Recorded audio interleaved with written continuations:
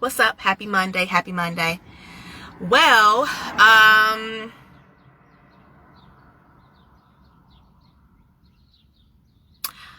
I would rather come on here and say that I did something that I should not have done than to call my aunt back and apologize. It's literally that deep.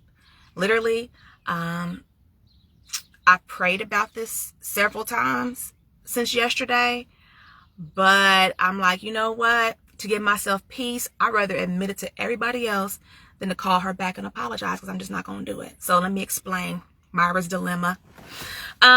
Yesterday I get a call and I don't even know who it is. So I answered the phone professionally because I didn't know who it was.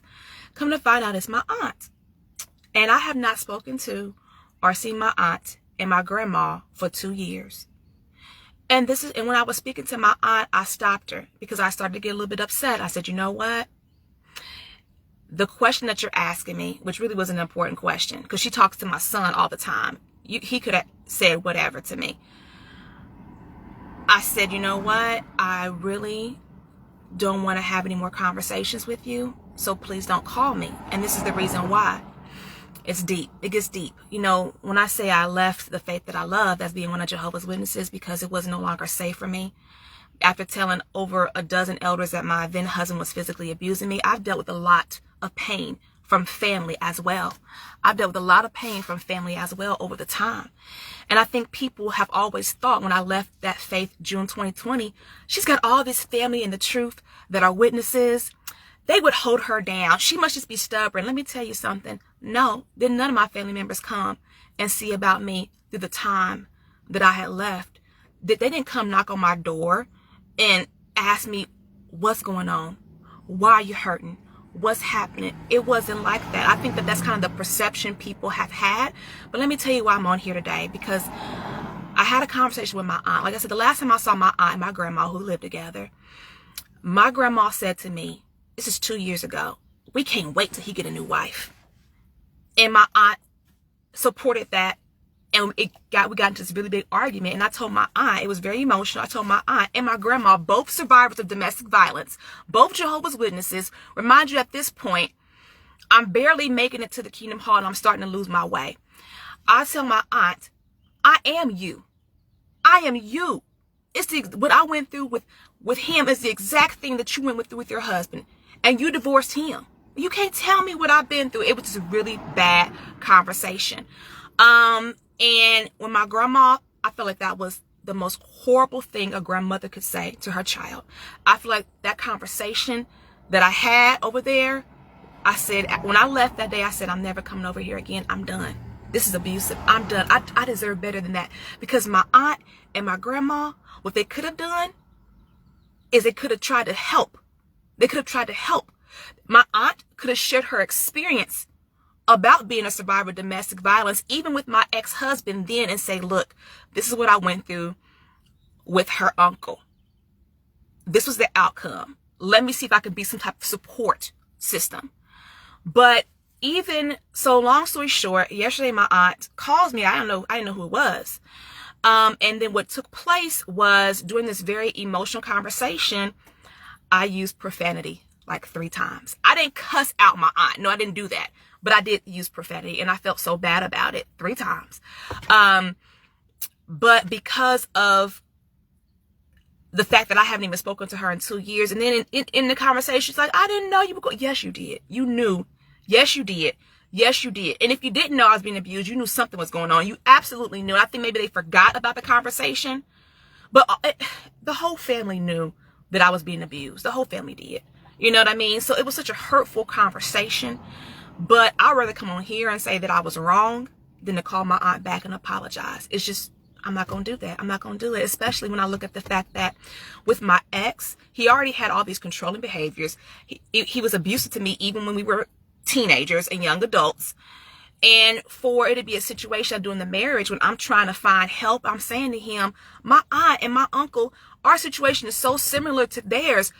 She was abused. You know, this is before I had even filed for divorce. We need to talk. We need to figure out, our situation is so similar. And for my own mother to tell my then, He's my ex-husband now, but to tell him then at that point years ago, no, no, you're not like him. You're not like him. He treated her worse. See, these type of comments are the comments that I'm going to share in my Discord, in the conversation, the community conversation that I'm going to have on May 26th. Because when you're going through domestic violence within a religious community, it is hard. I have walked away, and it is hard to rebuild. You feel so hurt by comments that were made, and you look and you see, now that could have been something that could have caused that man to think, maybe I do have a problem, but so many people have supported his behavior being inappropriate that it gets to be ridiculous. And they're toxic people.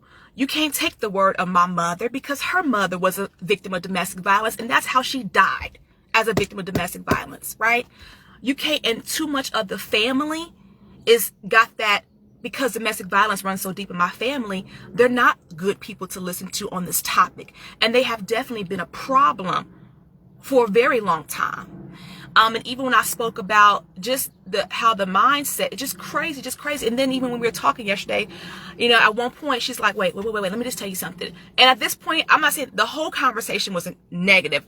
Some of it did have some positive points to it, but it's a conversation I would never want to have again. And one of the things she said to me was, there's a whole lot of men at my hall who's on their second wives, and they don't treat them good. I was like, is that supposed to make me want to come back to the Kingdom Hall? It does not. Okay, you go tell me there's a lot of men at the hall that on their second wife, because they didn't treat the wife right, the first wife right, and they ain't treating the second one right, and it's gonna come out soon enough. And I told my aunt, I said, you know what? The goal, being a Christian woman, was for him to hopefully change. That was something that he chose not to do, but also he had a lot of help not doing it and people not making him accountable. And even for because I don't know all the conversations that men had in private with this man, but the whole point is, if you're not checking to see if there is follow through, that is a problem. And which is why I say I'm not trying to talk bad about Jehovah's Witnesses. And when I have this community discussion on May 26th, where I'm trying to bring in, we have 75 people that can fit the room. I'm also going to share steps that could have been used or implemented as helping stepping stones. Because a lot of stuff is wrong. But then too, when people are telling you in religion or at the Kingdom Hall, there's too much liability for us to be involved. We can't get involved in this and this and that. But you know what, one thing you could have did? Why wasn't there a couple assigned to you to say, can you help them out? This couple's having trouble. Can you help them out? And assign. There's so many things. I guess that's purpose too of hindsight is 2020. When I look and I go, so many different things could have happened in this situation. But one thing I will say is I'd rather come on here and say I was wrong than call my aunt back. So I guess that's, and I prayed about it and prayed for forgiveness, but I guess it's kind of, the purpose of this today. Look, I'm gonna say I did something wrong, but ain't no way in the world I'm calling her back, because, no. The way family has treated me through this process. Even my own dad, even me, like I said in 2010, I've said it before on here, writing my letter a letter to my dad and asking him, why haven't you come over here and gotten this man's face and told him to stop putting his hands on me? Even asking another elder at the Kingdom Hall, can you please be a mediator between me and my dad? Because my husband is putting his hands on me and my dad's not doing nothing. And for that brother just to I don't know what conversation he had with my dad, but he avoided me and there was no mediation. I'm asking, can you help me talk to my father? And nothing ever came about it. So, I'm imperfect. I shouldn't have said what I said in that conversation.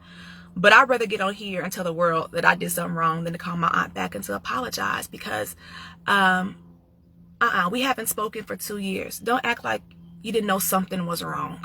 You know what I'm saying? That whole situation was so horrible when I left out of my grandma's house. I was like, I'm never coming back over here again. This is terrible. This is terrible. So anyway, that's my thought for today. That's it. That's all I got. I'm out. I'm out of words. But I'm going to have a great week. I have a lot of positive things going on this week. And I'm going to make it do what it do. And this is just like I said, May 26th. Mark your calendars, May 26th, because I'm going to have a PowerPoint presentation of just the things I've endured and the response from that. Because it's just really, really hurt, and I've spoken to someone about, church hurt and things like that. Some types of hurt you just don't think that you're going to have to ever experience because it's difficult. And it's difficult when family, and then too, that's another thing. My aunt kept saying, I love you. And I'm like, no, you don't. No, you don't. Because love would have brought you over to the house with a helpful spirit. And I know how families are, Black families especially. We don't talk about things, but love is an active word. And that would have motivated concern. So anyway, that's it. That's my dilemma. Have a good one.